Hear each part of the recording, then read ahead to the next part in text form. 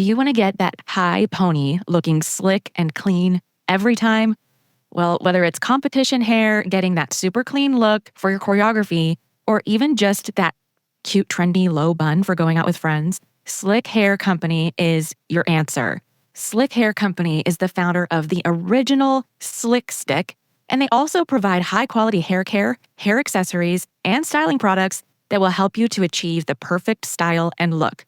I used their wax stick for that middle part low bun look, and it was awesome. I was even able to curl my hair the next day without washing it, and my hair wasn't all greasy and gross. Founded by a female entrepreneur, Slick Hair uses cruelty-free ingredients that smooth all hair types. They hydrate and strengthen your hair. They promote hair growth and leave your hair feeling fresh and not greasy or sticky. Visit slickhaircompany.com/thecheermomblog and use code thecheermomblog for 10% off your entire order. That's slickhaircompany.com/thecheermomblog and use code thecheermomblog for 10% off. Your perfect style awaits with Slick Hair Company. All the moms in the world, let's chat it up. We're talking competitions, uniforms, and all of the above. It's the Cheer Mom, yes, the Cheer Mom podcast. Cheer Mom, yes, the Cheer Mom podcast. Cheer Moms, your podcast is on. I saw someone ask in one of the Facebook groups just the other day who all has their event schedule for the season. And maybe I shouldn't have been, but I was surprised because a lot of people were saying they already have it. Some even said they got it before they tried out. Most people have their competition schedule, or at least an idea of their competition and travel schedule, by July or August. If you don't, it's okay. Don't panic. If you do, I know that for some of you, it is subject to change. Probably not the big ones. If they can, coaches and directors will add a smaller local one to give the kids another rep, and so on and so forth. But don't panic if you don't have it. But speaking of schedules, what actually goes into, especially a big cheer event, what goes into how they schedule it? And what do they take into account? And what do they have control over? What don't they have control over? I got to pull the curtain back a little bit and talk with Heidi Weber and David Owens, two of the owners and creators of the All-Star World Championship. We sat down at this past year's event. They graciously made time for me and to talk to me. They give us a little behind-the-scenes look at the All-Star World Championship and then answer the big question that created a lot of buzz and, dare I say, controversy among cheer moms around when the event is being held in 2025. It's kind of an inconvenient, borderline unfortunate week of the year for many people for different reasons. There are more weekdays involved. It's the week leading up to the Easter holiday for those who celebrate. It is spring break for a lot of people. So people are frustrated about when that event is going to be and why would they do that. And I poke a little fun about it, but they give the honest answer and what the future for the event and its schedule looks like. Thank you again to Heidi and David for taking time with me. And I especially want to highlight Heidi and the role that she has taken in the industry as a woman in the industry, where it's a female-dominated industry from our perspective, but what she's doing as an innovator, as a business owner, as somebody making big decisions in the industry, she kind of stands alone in most ways. There are not many women in the cheer space doing what she is doing, and she's definitely someone to learn more about. I have experienced that she is all about empowering women and creating community among women. And I appreciate that about her too. So here's my conversation with David and Heidi at the All-Star World Championship. Hey guys, we're joined here by, what are your exact titles? Because you're part owner of the Open Championship Series, which hosts All-Star Worlds. But what are your exact type? Because I think like lead lady in charge, like Lord and Liege. I don't know, like if for Office fans, I've called David my Lord and my Liege since I met him. I don't know why. That's what I think of. But what do you guys do in the company? So I am, yes, we are owners, and then I'm also the executive director of operations for the Open Championship Series. And then, of course, within the Open Championship Series is the All-Star World Championship, which is where we are right now. And David? My official title is the director of events. So I do a lot of the logistics and planning and as far as layouts and things. Yeah. Okay, so David Owens and Heidi Weber, the lead people in charge, making things happen. Give them a hand for all they've done. Yes, for us here at the All-Star World Championship. And they've graciously allowed me to talk with them and ask some tough questions. I sent them ahead of time and I got a ha-ha reaction on one of my questions. So I'm looking forward to that. But there's so much that goes into putting on this event. When do you guys start planning for next year? What are some of the things that go into it that maybe we don't realize or know about? We started planning for next year like 4 months ago. In the previous season, we're starting 1 and 2 seasons beyond that. So the planning never stops. And then, of course, while we're here, we spend, especially David, and I'll let him touch on that, but we spend a ton of time evaluating, reevaluating, listening to feedback, taking in the venue, the experiences, and then we do wrap-ups after the event with everyone involved. Yeah, mostly for me, when we walk through and we actually see the event come to life, we're really able to see, the good, the bad, the ugly, the things that we need to fix or tweak. Some things we want to push more on. We changed the vendor mall this year, and we've really seen people loving being able to make their spirit tunnels for their athletes at the end. I think that's something that we'll really embrace for this next season. We're photobombing a selfie. I know, because we brought Gold Revolution. Oh, good. Oh, yeah. Gold Rush. I love your beard. Love you guys. Thank you. Yeah. But we really do start planning well in advance of this event. And then when we get here, we see what worked and then what we need to tweak and change to make it even better next year. And that's something that I've heard from a lot of people, especially this weekend. I've gotten the chance to talk with gym owners and directors and coaches and some of the vendors that I said, what makes you choose this event over the other options that you have? And they said, among many other wonderful things, they said they actually listen and they hear their partners and they hear their customer. And I've known that to be true. I talked to a coach yesterday that's been here since your very first year. And She said, it looks completely different. And I love it because they've taken all the feedback that they've been given year to year and their own ideas and internal feedback and made it what it is today. And I imagine you'll continue to improve and build. And it just keeps getting better every year is really the feedback that I've heard the most this week. That's great to hear. And I think what people often don't realize is the extreme value of having the opportunity to have feedback from the customer. Of course, it's difficult to have an expectation to make everyone happy, right? There's always going to be a spectrum of things that people would love to see.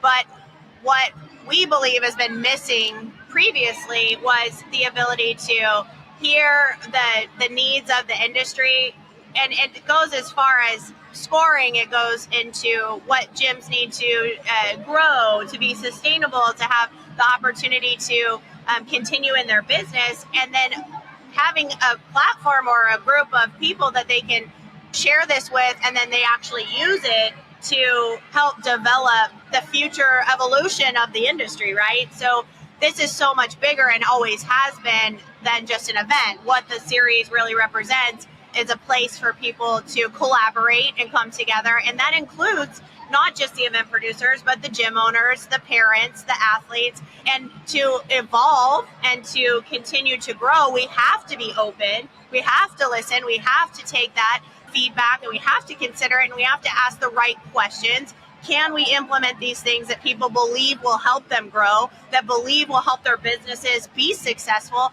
Can we help facilitate that? Because ultimately, we are all in the same ecosystem. So for us as event producers, sure, we can put on an event, we can profit from that. These are for-profit businesses. We can do all that. But if our gyms are not able to sustain themselves and grow and be able to stay in business, we're all affected by that. So there's going to be a ultimate ripple effect of either a win together or a loss together because we're all intertwined in this community. So that's the gyms to the vendors who sell products to the gyms to the event producers. And then, of course, ultimately, who are we affecting the most if we don't do well for the industry to grow? We're affecting the athletes who love this sport, and we're making it less possible for more kids to enter into the sport. And so this has always been much bigger than an end of season event.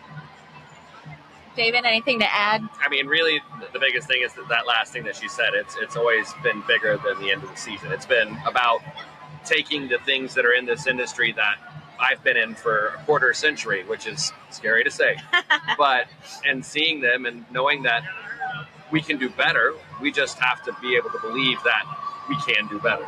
So many people for the longest time said, well, this is how things are done. There's definitely more than, why? There's definitely more than one way to do things. Right. And if ultimately the way to do it isn't in everyone's best interest, we should all be looking for a better way to do things. Yeah.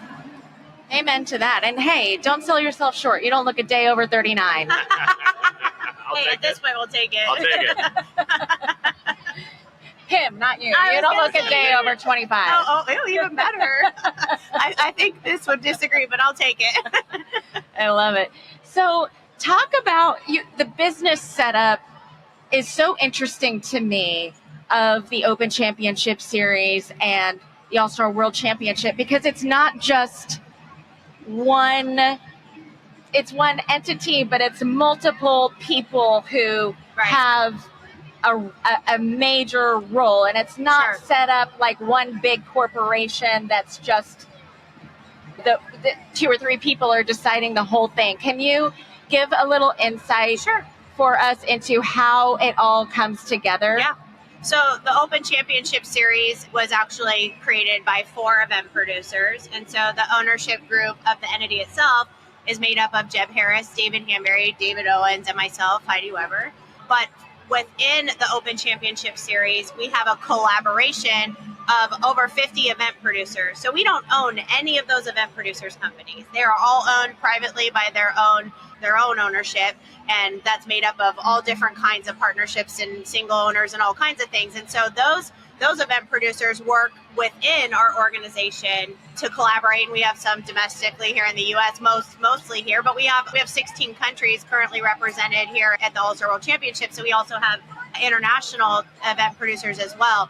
And so, again, with the feedback, we take in what those event producers are seeing and hearing, and their customers are speaking to them across their brands. And then we all offer opportunities to compete, whether it's at an open location with the credits and the national rankings that we have in the series, or you can participate in the All-Star World Championship. And we work really hard. We do have some guidelines and things that we have to all subscribe to be able to offer somewhat of a streamlined product opportunity, but we try really hard to respect the fact that each company is its own individual company and listen to what our event producers also have to say and their needs as well. So it's a multifaceted organization that definitely works very, very heavy on collaboration.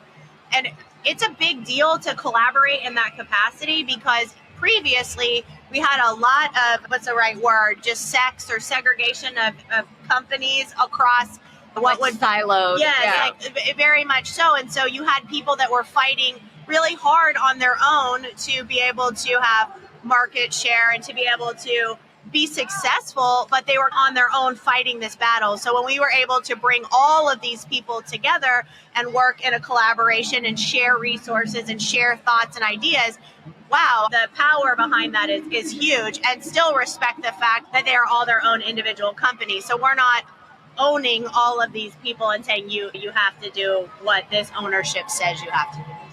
Heidi, what's it like being the only girl in that partnership? Listen, it is definitely very exciting to me to be able to be a female leader in this industry. For a very long time, we have had some of the most successful gyms in this industry are run by very, very intelligent, successful, and powerful women. But the representation on the corporate side of this industry has been very heavily male dominated. So to be able to speak on behalf of the majority of the female athletes in this industry and to have the perspective as a female and as a previous female athlete, I take that very serious. I think it's a very big honor to be able to do that. And because there have been so many successful women who haven't really been represented from the corporate side of it, I feel like it's a really big deal. And I'm very thankful that I've been able to and to be trusted with that position. That's wonderful. Yeah. David, you have been on the Cheer Mom podcast before, and we talked about some of the behind the scenes logistics and things that go into putting on a successful competition, which I imagine is multiplied times at least 10 to put on the All-Star World Championship with the fleet of trucks. And now that I've been on the event side of a cheer competition the last couple of seasons, I watch how the mats are rolled in and out, and how even at the highest level, the executives and people in charge are on their hands and knees making sure that those spring floors are lined up just right and that safety is the number one priority. So what does that, let me ask you this. We all get frustrated, you guys included, when the schedule of the competition gets behind. And I think I've heard the two most common reasons a competition can get behind is due to injury and puking. So I want to know, whose job is it when there's puke on the mat? And no shame to if you've puked on the mat, it happens. Yeah.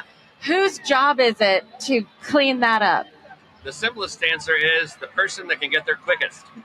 The person that can get there quickest. Yes. Okay. So usually it would be our kiss and cry person, which kiss and cry is the area that the athletes leave after they get off the stage. It's called that because they're either really happy and they're kissing each other, or they're upset at how they did and they cry. It's in multiple sports, but puking on a mat is something that happens, unfortunately, for an event producer. But the biggest thing about live event production is that it's like what Mike Tyson said, like everybody has a plan until you get punched in the mouth. And so we can't anticipate injuries. We can't anticipate, illness, but we can plan for it. And we do. Every one of these halls has what we call the puke kit. And it has a Ryobi shop vac. It has powder to soak up and coagulate whatever it is. Yeah. It has disinfectant. It has a leaf blower. And the reason we have a leaf blower is not to blow anything. No more Blow blowing chunks. chunks, yeah. After we've cleaned it and sanitized it, we use the leaf blower to make sure that the mat is completely dry. It's like a hair dryer. We make sure it's completely dry to make sure that the athletes gross. have a safe performance surface. So I mean, we appreciate that, but Yeah. that sounds absolutely awful. yeah, it's not that bad. Most of the time, it's not You a get small one, used to but it. sometimes you get what we call a travel puker, and that's when they're trying to not throw up, and they Oh throw my up across gosh. like 5 mats. Yeah. Oh my gosh. And that's unfortunate. But we honestly, we have an extra mat in the back of every single hall. And Okay. so if it is that bad, we get a NASCAR crew out there and we change that mat out really quick. Well, and I've seen people are always back there vacuuming mats, shampooing mats before and after events. So you guys really take care of those. I imagine they're not cheap to begin with, but you don't want that kind of stuff being rolled up and put in a hot truck and left to grow on itself. I think that we've gone off the rails in the podcast. I tend to do that. I think that job needs to have a name. I think it needs to be like The puke master. Puke master. That's what I was gonna say. Puke master. Because Yeah. they know that they're the closest to the stage. Yeah. I'm puke master. They need like a special achievement or award Yeah. or something. Fair enough. Maybe I'll bring Starbucks to all the kiss and cry. Yeah. But I mean, I think it's true. Like you said, it's hard when you're not in the logistics part of it. You don't know. You just see like a delay. You're not sure why, or you think, why are they behind 30 minutes or what? But for example, on day one in Arena A, I think we were behind at one point for about 40 minutes because we had 6 people puke and 3 injuries on that floor. Oh, no. So when you have that happen, and an injury might not be severe, but once let's just say somebody lands their tumbling wrong, and maybe they just twist an ankle. It's nothing that's like, tragic, but the routine stops. There has to be a reset. People have to exit. As that schedule's going, that's causing a delay. So I think it's probably not something, especially as a parent, that you're thinking about, well, why are they behind? Because you don't know that before you has come hours and hours ago. Correct. This So, happened. And we do our best. Our judges have been phenomenal this week, and they have been very kind to push through breaks and to take shorter lunches and to do things that aren't ideal for them to catch up, because those things do happen. And that's the moving pieces and the moving dynamic that we do our best to not present to the public ever, because we want it to feel as seamless as possible, stay on perfect timing, do all those things. So there's a lot of moving pieces, like judges skipping breaks and things like that, to catch up. When we do get behind or a schedule gets delayed, there's usually a pretty legitimate reason why that's happening. Of course. Yeah. I see the stress on staff members' faces sure. when that's the worst thing for an event producer, is to be behind. And Right. when I ask, how are things going? The first thing that they say is, it's going great. We're on schedule, Yeah, or that's we're not on schedule. We're trying to make it work. Right, And that's the right. first thing on their mind Sure. all the time. Sure. So that's really good. So what do you guys look forward to most when coming into a big event like this? The thing I look forward to for this event every single year is just awards. Awards. Yeah. We tell all the staff to make sure that when they're in between shifts that they get a chance to go over to the awards hall, because that's really where all of us get to go and see the culmination of our hard work. Yeah. We get to see moms ugly crying when their kid wins. We get to see kids jumping up and down and celebrating being a silver medalist with their teammates. We get to see all of the good stuff that all the hard work leads to. Yeah. That's awesome. Okay, now let's talk about the elephant in the room for the moment. For the moment, there's been a little bit of a flutter on social media since you announced the dates Sure. for next year. And I think I speak on behalf of all cheer moms when I say, why do you hate cheerleading? Why do you hate cheer families? Why do you hate cheerleaders being in school? And Yeah. why do you hate Jesus? Yeah. Yeah. And I think this is actually great. It's a great question. Of course, those are things that we don't. I know you're being facetious, but We don't hate any of those we don't things. hate We don't hate any of those Yeah. things, guys. I think this is actually a great opportunity to explain to our community how this all really works. I think there's probably some people may understand, but I think the majority of people are probably out of the loop on how events like this occur. So this event is what's called a citywide event. That means that there are enough people that attend this event that the city considers it a citywide attraction. There's hotels being used, restaurants. Everyone is on alert that we're here, okay? In order to have a citywide, you usually have to take up quite a bit of square footage and bring in a lot of people. So there's only about 4 places in the entire country that can host an event of this size, okay? One of those places is getting ready to be torn down. So there will be 3. We've heard a thing or two. Yeah, that's right. I don't know if you've heard that, but there will be 3 places that can host. It takes almost 1 million square feet to host this event. So when you go to host a citywide event or event of this size, you're already strapped for locations, and then you're competing with any other event that is also wanting to be in the facility. So Not just cheerleading. Correct. So now you're picking one of 3 locations or 4 locations, and you're also having to compete with anyone else who currently works with that location. Orlando is probably like the top location for people to bring their citywide events. So we're putting on a sporting event here, but they're having medical conferences, IT conferences. They're having there's a citywide that comes to Orlando that takes both the north, south, and the entire west concourse every 4 years. So you don't get to walk into a facility and say, I want this date to this date, and here you go. They get to tell you what dates they have available. So I think there's a misconception. I see a lot of people post stuff like, why would they pick these dates, or why wouldn't they do this first weekend in May?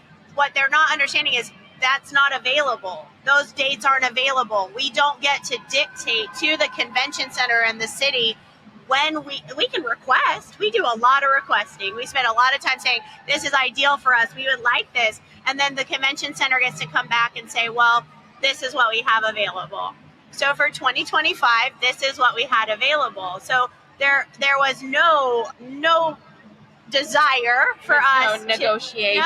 There was no desire for us. Some of these places are in the middle of 20-year contracts. That's correct. In 2025, there is a rotating event that comes through. I think that takes up like 3 weeks of the convention center's time. Another thing people don't necessarily understand is you show up for your first day, or maybe you come a day before and you buy your tickets, but setup and teardown happens prior and after. Well, every convention that's going on is doing the same thing. So there are some conventions that we compete against for space that take a week to set up. 2 weeks. Or 2 weeks to set up. And they're in the facility that entire time utilizing that space. And then they're having their actual conference or convention for a week, and then they're taking another week. So, of course, ideally, we would love to have the same week every year, no matter what. But unfortunately, that's just not how this entire process works. And so next year, we do have Tuesday through Friday. We did want to allow people to have the opportunity to go home because we don't hate Jesus, as it's been put on social media. We did want to have people have the opportunity to go home if they wanted to and celebrate that holiday with their family, if that was what they were looking to do. Of course, they could stay here and have a wonderful holiday too. We're currently already competing on Thursdays and Fridays. So as much as it seems like, oh, it's Tuesday to Friday, it's really just 2 additional days. 2 days. That's correct. Yeah. So most people are already traveling during that week anyways. There were some groups of states that have spring break that week. So for some people, it worked out to be amazing. And then for others, of course, it wasn't ideal, but that's the process. And I think it's important for people to understand that, I see a lot of posts that are like, well, why didn't they, I wish they would pick this date. We would love to say, this is the date, Orange County Convention Center, give it to us every year for 20 years, but that's just not how it works. So it's not something, and I cut you off a minute ago, but this was not your desire. This was not something that you felt, no, this is going to be awesome. We love doing Thursday to Sunday. Thursday to Sunday works great. We love that. And that's what we'll be going back to in 26. So we'll be releasing some dates for 26 and 27 coming up soon. And we'll be right back to where we were. So I do have to ask, what makes you choose Orlando over another city? I mean, we have a great partnership with Universal. Our customer base, Heidi and I both are theme park nerds, honestly. So we like to come to Orlando. We're here about a month out of the year for events and for fun, but having that good partnership with Universal just makes it a unique event, and people can come here and they can have a great family vacation and not go to any theme parks. They can go to theme parks, but a lot of the other places that we've looked at, Chicago, Las Vegas, they're just not really built for our customer base. And so, plus the exact issue that Heidi just described, as far as we need all of your space and this date, we have the exact same thing with every one of them, because there's not that many. And so they're in great demand, and I feel like we've got a really good home here.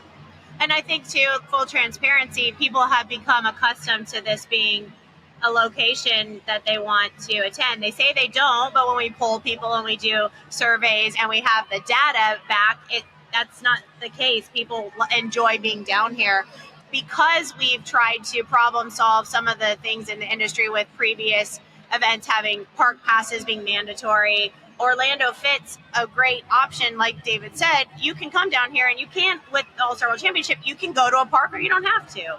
So we're trying to give people the best of both worlds. You can do it if you want, but you're not forced to. So I love that. So how many teams did we end up with this weekend? 1663, I think, was the official. 1663. How many athletes? Oh gosh. Yeah.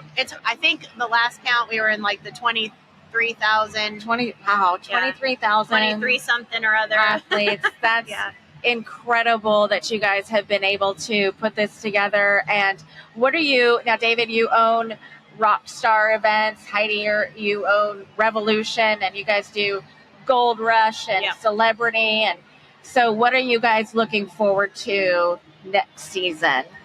Well, first, I'm looking forward to a break. I was like, I'm looking forward to a nap. We'll glaze over the break. Yeah. Break schmake.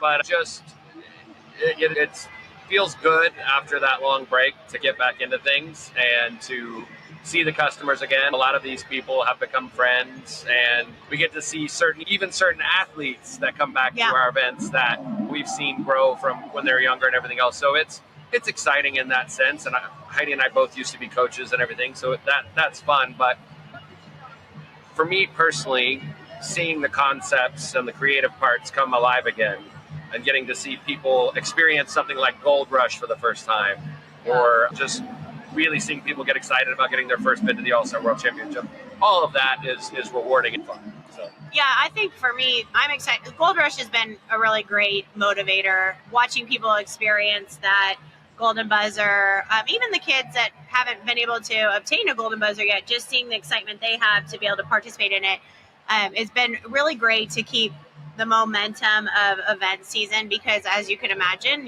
from traveling with events, it's exhausting at times, but we have a new product called Jackpot. We started this year. We just did a couple of those. It's kind of a Gold Rush-esque like experience. So you can win.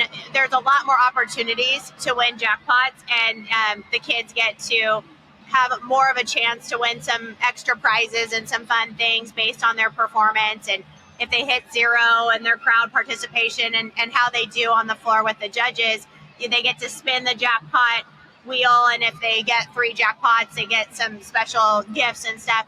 That, I think, is going to be something to watch for. That's going to be an up and coming experience. David especially wanted to bring more opportunities for a Gold Rush like experience, because it is hard to win a Golden Buzzer and it is selective. We wanted more kids to experience something similar to that. So creating Jackpot, I'm excited for that. I think that's going to be something to watch out for. I think a lot of parents enjoy it. The kids have enjoyed it. We've sampled it at a couple locations, and we're excited about that. So I love that. Well, thank you both for taking time out of your busy schedule. Absolutely. Thanks for having us. To come and talk to me and be live with us. And I'm looking forward to this episode coming out so more people can experience it and know what's going on behind the scenes and know what the people making decisions in and for the industry are what your mindset is. And so I appreciate it, and I know that the listeners will appreciate it too. Well, thank you for having us. It's always a pleasure. Yeah, thanks so much.